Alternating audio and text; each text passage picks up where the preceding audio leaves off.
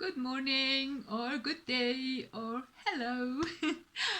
Hey, it's another week gone by, and we are still only seeing each other online.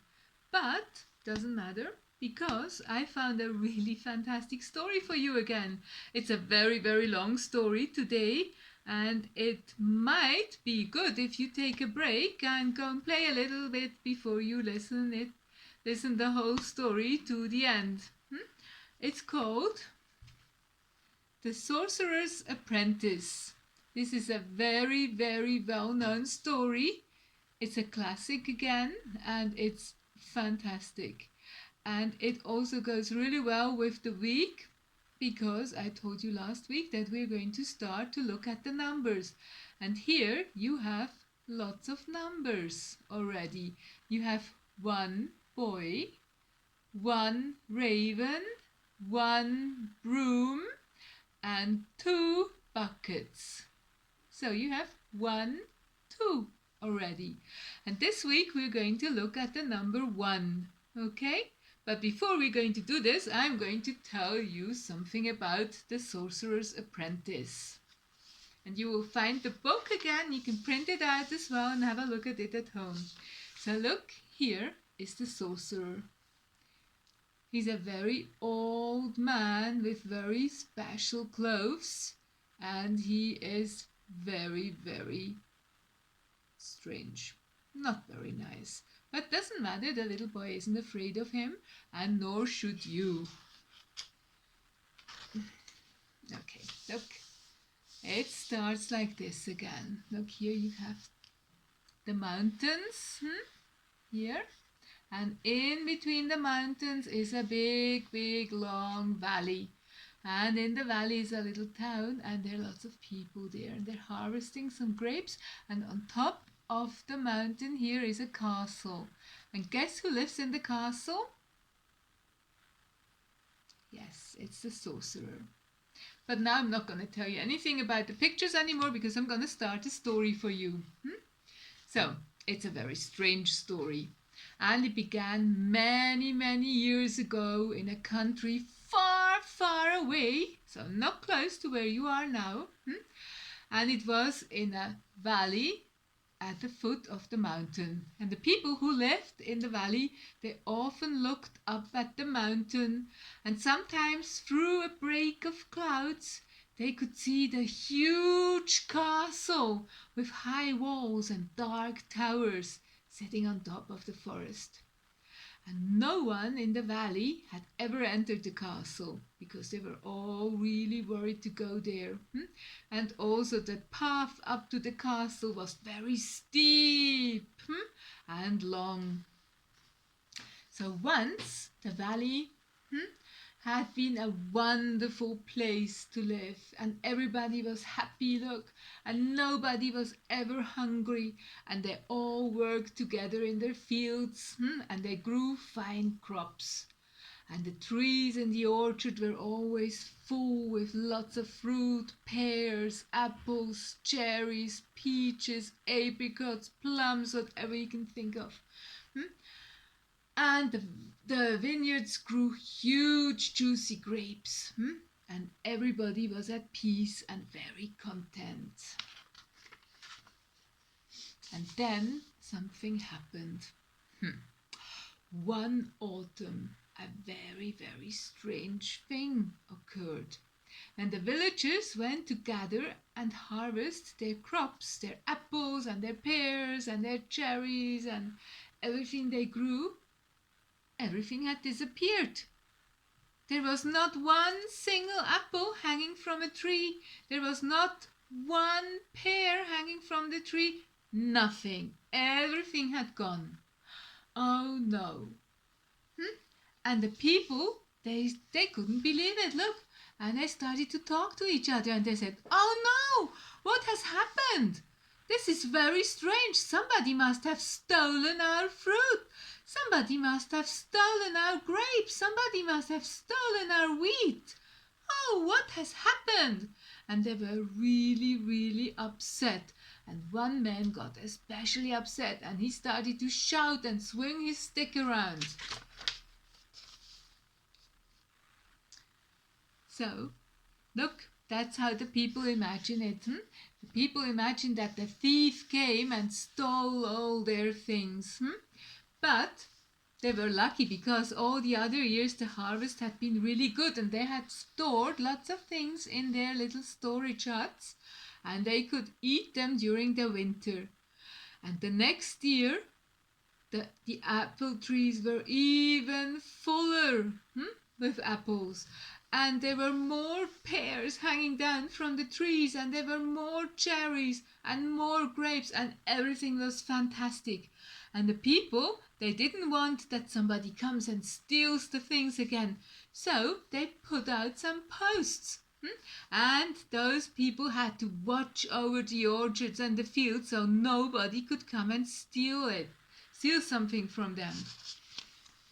And they watched day and night, but look, something happened.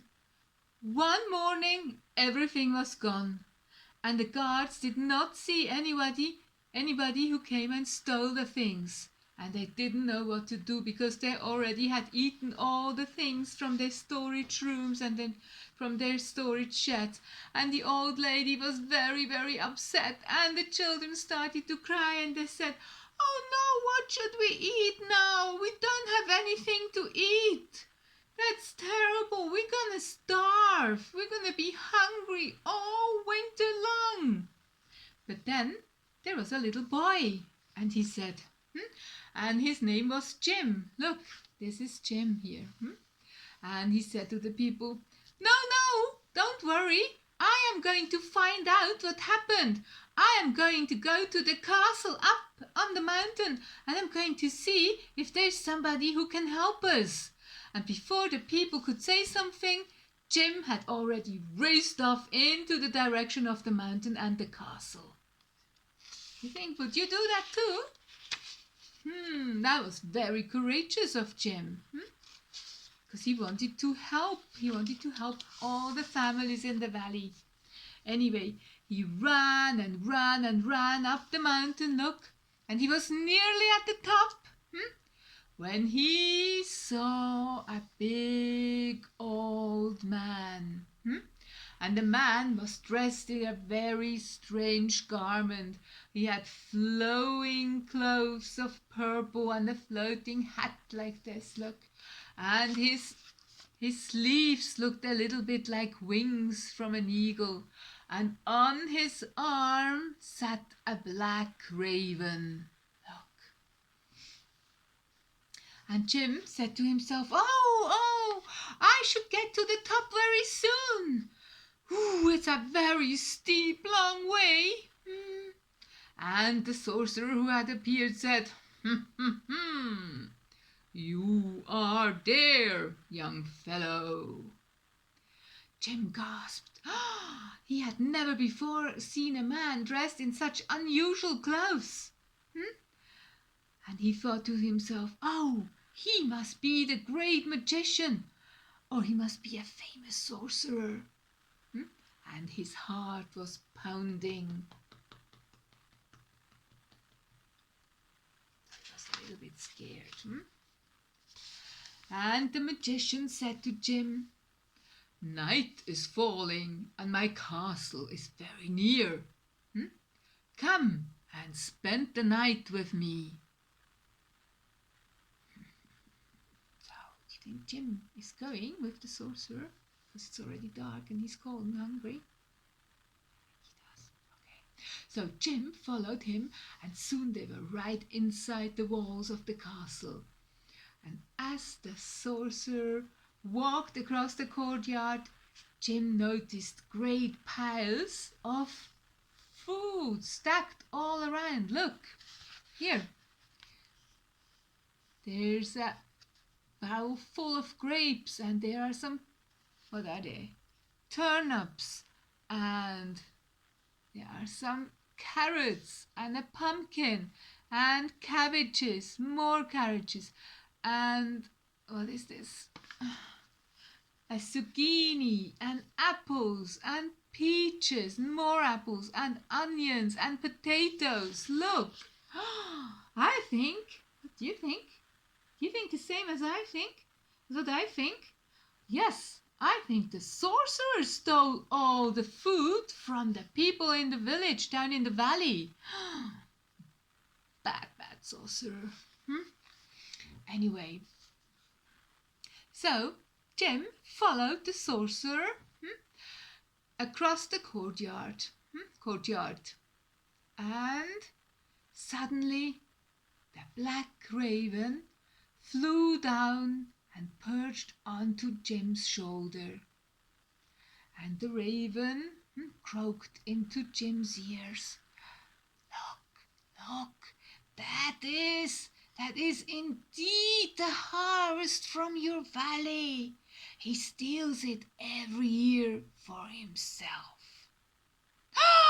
No, said Jim. No, that can't be. No, he can't leave our people to starve like that. Don't be stupid, said the raven. You have to be careful, because he can do anything he likes to you. Take my advice and stay here and learn the sorcerer's secrets, and then you can defeat him, and you can help all your people, and you can help your mommy and daddy down in the valley so they won't starve, and they will have all their fruit and vegetables to eat for themselves again. So do you think that was a good idea of the raven? Yes, it was, because Jim thought it was a good idea, and he thought, yeah, that's logical. I think I will stay with the sorcerer and help him and learn about his magic. So I think the sorcerer had the same idea, because all of a sudden he turned around and he looked at Jim and he said, by the way, are you looking for work? Because if you are, I need an apprentice. Jim quickly agreed to become his servant in return for lessons in magic. What a good idea! Look, Sorcerer has a big magic wand, and I think Jim would like one too. You always want one in class, don't you? Okay, so that way Jim was sure he could bring back happiness to the valley and to all the families and his friends. Oh, the castle was gigantic. It was enormous, and it was full of treasures and precious things. And the sorcerer took Jim from one room to the next, and each room was better than the one before. And at last they came into a big, great hall. And it was really big, because Jim, look here, yes, he could barely see the end of it. That's how big it was. Really big. And tapestries, well, I can't see them, hang down from the ceiling. And suits of armor, look, here are the suits of armor, were standing in niches around the wall. And Jim thought to himself, this must be where the sorcerer works, where he does his magic, because look at all the potions standing on the table. I'm here. Now I can learn how to do magic. That's what he thought. Anyway, the shelves were full of old books, and some were really, really heavy, and Jim could hardly carry them. But the most important thing, the sorcerer said to Jim, was a big black cauldron. Look, in the middle of the great hall. And the cauldron was filled with a green bubbly liquid. I think it was a magic potion. And the sorcerer said to Jim, the most important thing is that you always keep the cauldron filled up to the brim. It had to be very full all the way to the top. And the cauldron was so big, Jim could hardly look into it. That's how big it was. And that was the first chore he had to do. And Jim said, yeah, okay, I will start right away. and he was very eager. And then said the sorcerer to Jim, when your task is finished, I will teach you my magic. Wow, that's really good. You work a little bit and then you get to learn how to do magic. Would you do that too? Sounds really good, doesn't it? Anyway, so Jim was very, very busy. All day long he always had to keep the big cauldron full to the brim, and he had to sweep the whole castle with all the rooms and the great hall, and it was really big, and the courtyard and everything. It was a lot of work. And Jim had to carry books from one place to the other. But still, the sorcerer didn't teach him any magic. He didn't stick to his word. That's not what you do. If you promise something, you stick to your word, don't you? Anyway, and one day, the raven flew up to Jim, because the raven and Jim, they had become really good friends and they always talked to each other. And the raven said to Jim, you know, I can't leave the castle, because every time when I want to leave the castle and I fly away and I want to swoop down into the valley, my wings just fold up and I can't fly one more little short distance. I just drop down because my wings won't carry me anymore. And Jim said, oh no, that won't happen to me. I can go anywhere I like. I can move freely around the castle. There's no problem. So the raven said to Jim, hey Jim, you know, when you go back down to your people, can you take me with you? And Jim said, okay, come on, let's go straight away. And the raven went onto Jim's arm. And he started to walk towards the big gate. And he wanted to go back to his mommy and daddy and to all the people in the valley, because he knew that the sorcerer wouldn't teach him his magic now. But then, as he came to the big gate, he wanted to go through. But look what happened. There was like a secret wall in the air, and he couldn't go one step further. And he realized that he was trapped inside the castle. He couldn't leave. Oh no, he would never be able to go back to his mommy and daddy. No! But he was really worried. And the raven said, see, told you, we can't leave. The sorcerer is keeping us as prisoners. We cannot go anywhere. And the sorcerer had noticed that Jim had wanted to go outside the castle, and that's why he gave him even more work to do. He had to sweep even better. He had to put more liquid into the cauldron, and he had to carry big heavy books, really heavy books, from one room to the other and back, and that he had to do all day long. And in the evening he was so tired he could hardly move. And still the sorcerer wouldn't teach him any magic.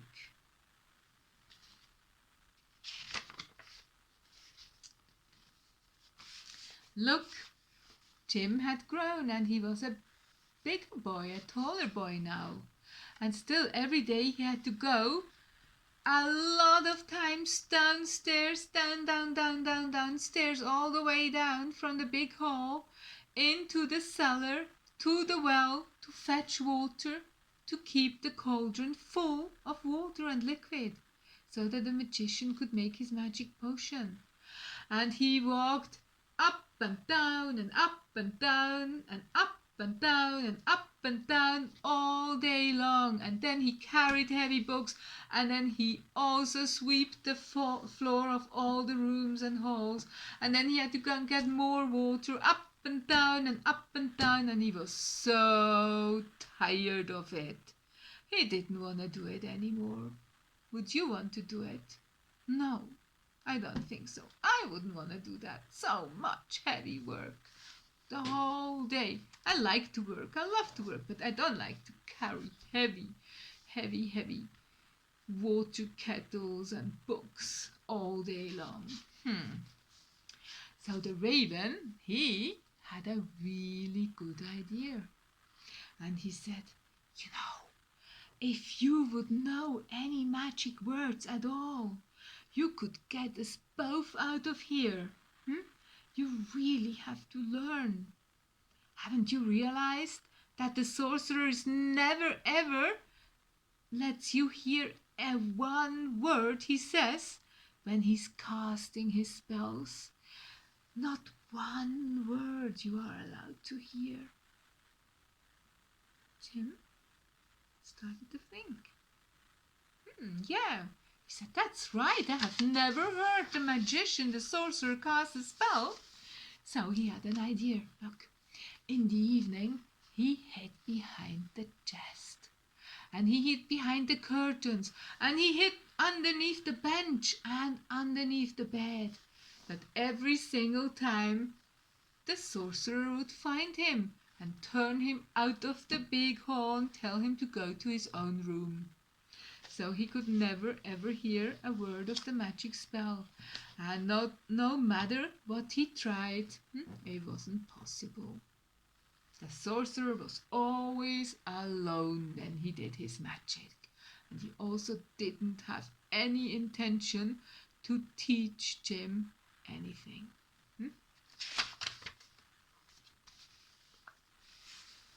So, one night, Jim was super tired from carrying all the water kettles and books and cleaning all the halls and rooms.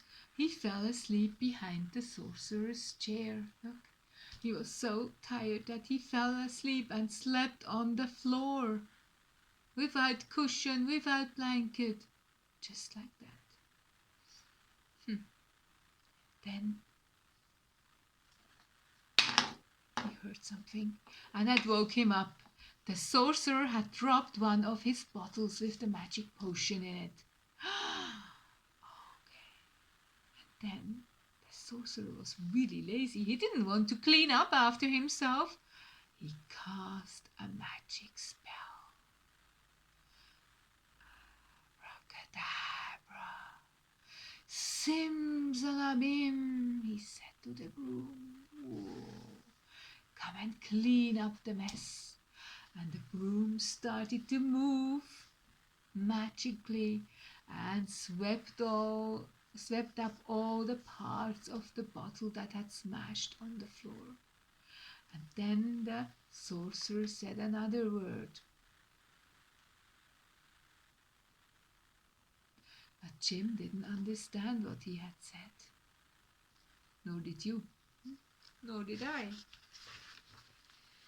So it was like this. The next day, the sorcerer went out to the village, and he wanted to just go and stroll around unseen. And he went through the orchards, and he walked through the fields, and he marveled at the nature. And Jim was in the castle all by himself, and he had a task to do. Look, he had to fill the cauldron with water. But because he was really tired from the day before, he thought, I'm going to use the magic spell I heard the night before. I'm going to see if the broom is going to help me as well. And so he said, Abracadabra, simsalabim, broom, go and fetch some water for me. And at once the broom started to stand up, and he grew 2 hands, and he took a kettle, look, in each hand, and he walked all the way down and came back with some water, and walked all the way down again with more water, up and down and up and down and up and down, and soon the cauldron was flooded in water, and the water started to pour out of the cauldron, and it started to go all across the floor from the big great hall And still the broom wouldn't stop, because Jim hadn't heard the magic words to stop the broom, you know. And so he thought, ooh, what can I do? And he took an axe and halved the broom in two. Look, here is the axe. And he cut the broom in two. Look, the hole is flooded and he's standing in the water already. Ooh, but did he stop the broom like this? No. Now, out of one, he had made two brooms. And both brooms had two arms and two hands, and they took some buckets and they walked down into the cellar to get some water, and up and down and up and down and up and down. And very soon the courtyard and the hall and all the rooms were full of water. Just then the sorcerer came home, and look, when he saw the water all over the floor, he was really furious, and he shouted the magic spell to stop the broom. Do you notice something? He shouted the magic spell to stop the brooms. Yeah, now Jim knows the magic spell to stop something as well. He knows the spell to start it, and he knows the spell to stop it. And Jim, he was very clever. He noticed as well. And he said, now I know exactly the same things the sorcerer knows. Now I might be able to get us out of here, Raven. So, Jim said to the magic sorcerer, "Ha! Now I know the words to start spells and to stop them. Hee! And you told me them yourself, sorcerer. You're finished at last. Now I can go and help my mummy and daddy and all the people in the village." And Jim danced around the old wizard in delight. Ha ha ha! Your wicked spells are at an end forever. The raven flew up into the beams of the roof in fear, because he knew that the sorcerer wouldn't just let it go. The sorcerer smiled an evil smile. Look at that. And he bent his head very close to Jim's ear and whispered, "Of course you have learned my secrets, you clever boy. You're the best apprentice I ever had." Jim, he was very surprised. Are you surprised too? You didn't expect him to say something like that. He was super surprised. Perhaps the old man was sorry that he had been so evil before. But the raven screeched from up on the beam from underneath the roof, "Beware! Beware of the sorcerer! Beware! Beware!" And in a blinking flash, the sorcerer turned himself into a big, fierce bear. But Jim, who was afraid of the bear first, knew what to do. First he tried to hide behind the chair, look, but then the raven said, "You have to cast the magic spell! Say the magic words, Jim!" So Jim said the magic words, and the sorcerer turned himself into an eagle. First, Jim had turned himself into a snake. Look, now we have Jim, who's a snake, and the sorcerer, who's an eagle.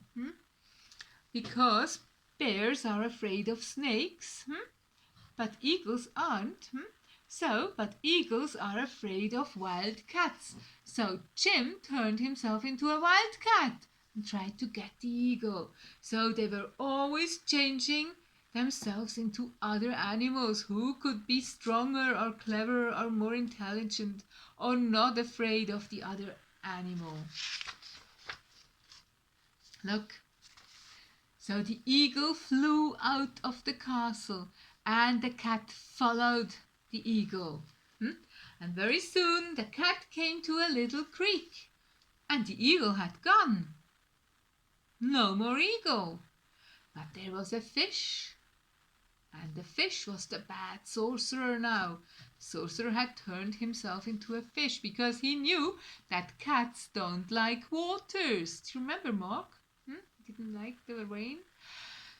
Okay, so cats don't like water and the fish was safe inside the water. And the fish said, "Ha, ha, ha! I have defeated you, you stupid apprentice. My magic is far greater than yours." Ha, ha, ha! Said the fish. So, at once, Jim changed himself back into a boy and waded into the stream to catch the fish. And the raven said to Jim, "You have to be cunning, you have to be cunning. You have to defeat the sorcerer. You have to win, please. We need to go home to our families." So Jim said to the fish, "Ha ha! You're a fish. That's nothing. That is so easy to do. Prove yourself to be a great sorcerer. You can and show me how great you are." "From a tiny fish," said the sorcerer, "I shall become a big mountain." Do you think that's a good idea? Jim didn't think it was a good idea because Jim said, "A mountain, that is easy. Anybody, any good sorcerer can become a mountain. That is nothing. Can you also become something really tiny? Something like a water drop? Tiny water drop?" "That's nothing for me," said the sorcerer. "Of course I can become a tiny water drop." So, look, at once the sorcerer changed himself into a tiny water drop. And the creek took the water drop away with it, all the way back into a big river, into a lake, and into the ocean. And the sorcerer had gone.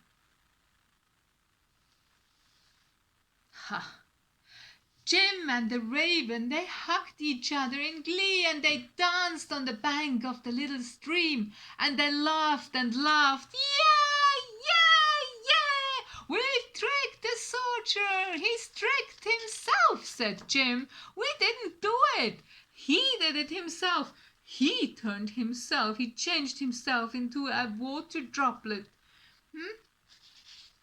So he will stay in the ocean forever." And Jim and the old raven rolled on the grass in delight at the thought. "He's gone forever, really! Ha ha ha! We're free at last!"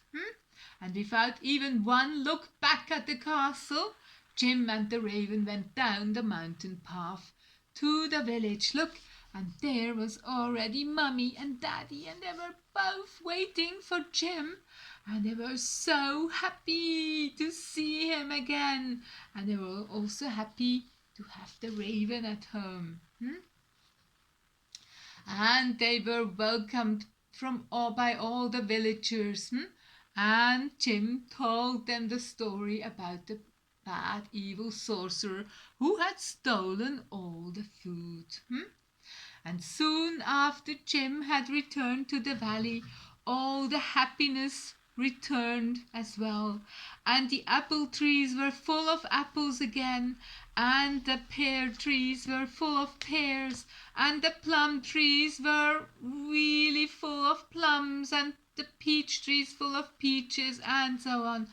and the vineyards were full of grapes, and the wheat grew in the fields, and all the people had lots and lots to eat, and they could put a lot of things away in their storage for winter again, and everybody was happy. And Jim said to the raven, "Look, I promise to you, I will always use my magic only for good, and I will never ever do anything bad with it.